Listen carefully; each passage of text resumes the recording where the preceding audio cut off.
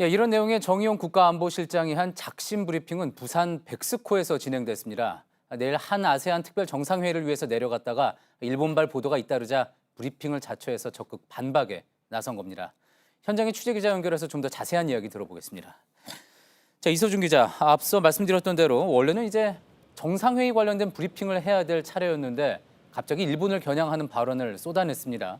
이례적인 상황이라고 봐야 되겠죠?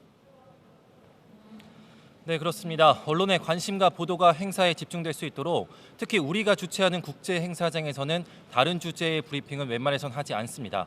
하지만 그럼에도 불구하고 이렇게 청와대가 나선 거는 청와대가 판단하기에 정의용 청와대 안보실장이 그것도 실명으로 직접 공개 반박을 해야 할 만큼 사안이 중대하다고 판단을 한 겁니다.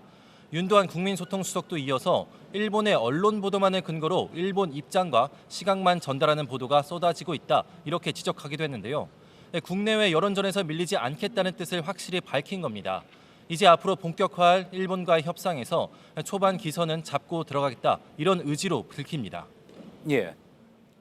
자, 눈길을 끄는 거는 정 실장이 일본의 퍼펙트 게임이라는 그런 일본 고위 관계자 인용 보도에 대해서 아니다, 오히려 우리 외교의 판정승이다, 이렇게 이야기한 대목입니다.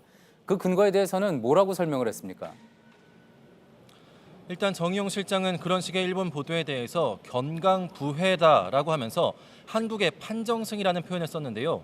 일단 그 근거로는 이번 협의 결과 일본이 그동안 자신들이 내세웠던 원칙과는 다른 결정을 내놨기 때문이라고 설명했습니다. 예, 그 부분이 또 중요할 것 같습니다. 일본이 그동안 자신들이 내세웠던 원칙과는 다른 결정을 내놨다는 것, 구체적으로 어떤 내용입니까?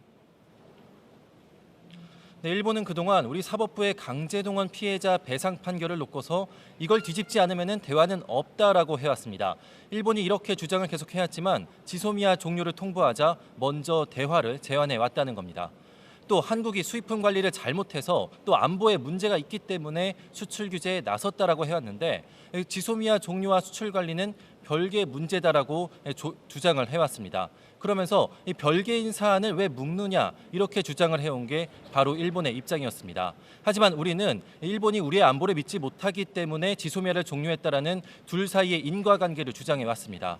그런데 이번에 지소미아와 수출 규제가 연계된 대화의 틀로 일본이 스스로 걸어 들어온 만큼 우리 외교가 성과를 거둔 것이다, 이게 청와대의 설명입니다. 예.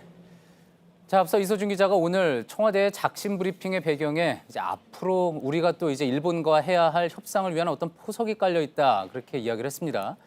이 협상은 이제 수출 규제 문제도 있지만 강제동원 피해자 배상 문제에 대해서도 진행을 해야 되잖아요.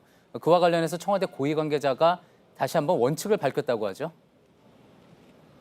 네, 5가지 원칙으로 정리해서 발표를 했습니다. 우선 대법원 판결을 준수하고, 둘째로는 한일 청구권 협정을 존중하되, 셋째, 2005년 발표된 민관합동위원회의 결과도 준수한다는 겁니다. 또 넷째로는 피해자들이 동의를 해야 하고, 마지막으로는 양국 관계를 미래지향적으로 가져갈 수 있도록 협상을 하겠다고 했습니다. 예, 지금까지 한아세안 특별회의가 열리고 있는 부산 백스코에서 이소준 기자였습니다.